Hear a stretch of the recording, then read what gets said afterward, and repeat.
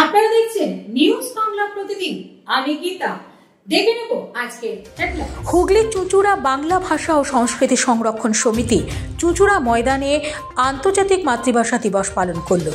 অনুষ্ঠানের শুরুতে ভাষা শহীদদের স্মরণ করে নীরবতা পালন, শহীদ বেদিতে মাল্যদান করার সাথে বাংলা ভাষাকে সর্বস্তরে গ্রহণযোগ্যতা বাড়িয়ে তোলার আহ্বান জানিয়ে সঙ্গীত পরিবেশনও করা হয়। আন্তর্জাতিক মাতৃভাষা দিবস পালনের তাৎপর্য বিষয়ে আলোচনা করেন কবি পলাশ দত্ত। সমিতির যুগ্ম সচিব শ্যামল কুমার সিনহা বলেন, চুঁচুড়ার এই শহীদ স্তম্ভ এবং উদ্যানকে সৌন্দর্যায়ন করে বিশেষ করে শিশুদের মধ্যে বাংলা ভাষাকে উজ্জীবিত করার সংকল্প নেওয়া হয়েছে বলে জানিয়েছেন পৌরপ্রধান অমিত রায়। হুগলির চুঁচুড়া শহরে সাংস্কৃতিক দলগুলির সাথে ভাষাপ্রেমী মানুষরা কবিতা আবৃত্তি এবং সঙ্গীত পরিবেশনা করে। প্রবীণ মানুষরাই এই শ্রদ্ধানুষ্ঠানে এসে সম্মান প্রদর্শন করেন ভাষা শহীদদের। এছাড়াও অমর ভাষা শহীদদের শ্রদ্ধা জ্ঞাপন করে হুগলির চুঁচুড়া বইমেলা কমিটি জ্যোতিষ ভবনে গানে গল্পে কথায় ও কবিতায় ভাষা শহীদদের স্মরণ করা হলো। চুঁচুড়ার প্রত্যুষা সংস্থা হুগলি মহসিন কলেজের সামনে মাতৃভাষা দিবস পালনে নবীনের উপস্থিতি ছিল চোখে পড়ার মতো।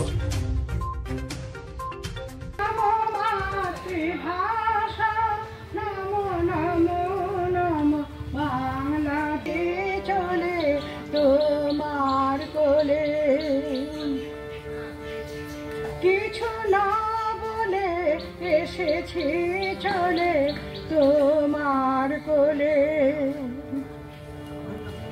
তুমি নিত্য বর্ণমালা নাচে বাংলার মাঠে ঘাটে কলমি লতায়।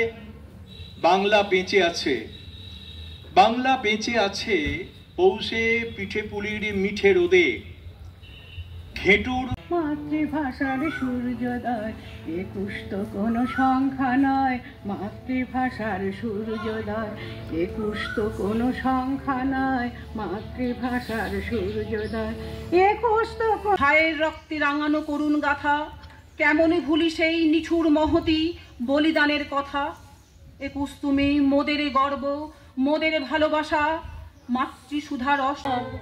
একুশ আমার অহংকার, বাঙালি জাতির অহংকার, মর্যাদা রেখে আমি কি ভুলিতে পারি আমার ভাইয়ের রক্তে রাঙানো একুশে ফেব্রুয়ারি। আমি কি ভুলিতে ৫২ সালের ২১শে ফেব্রুয়ারি এসে সেটা একটা বিস্ফোরণ ঘটে আর কি। ছাত্রদের মধ্যে তারা আন্দোলন করে বাংলা ভাষাকে তারা প্রতিষ্ঠিত করবার জন্য, তাদের বাংলা ভাষাকে তারা রাষ্ট্রভাষা করার জন্য। এবং সেখানে রফিক জব্বার তারা সেখানে শহীদ হয়েছিলেন। এত জ্বালা বুঝিনি তো আগে, রক্ত দিল, জীবন দিল বরকত, রফিক, জব্বার, সালাম, কত সুনীল, হিতেশ, কমলা, তোমাদের জানাই শত শত কোটি প্রণাম। ওরা কথা বলে উঠুক, কথা বলুক বাংলায়। ওদের কথার রক্তে আঁকা হোক কাল্পনা, ওদের কথার রক্তে রক্তে ফুটে উঠুক রক্ত করবী। জাগো নাগিনীরা জাগো। দুজনই প্রয়াত হয়েছেন, তাদেরও প্রতি শ্রদ্ধা নিবেদন করছি এই সভা থেকে। তাদের লেখা আমাদের সমৃদ্ধ করেছে। এবছরের এই ভাষা শহীদ দিবস পালন করাটা একটু অন্যভাবে বলতে হয়, প্রাসঙ্গিক হলেও অন্যভাবে বলতে হয়। 1952-এ যে লড়াই হয়েছিল, যারা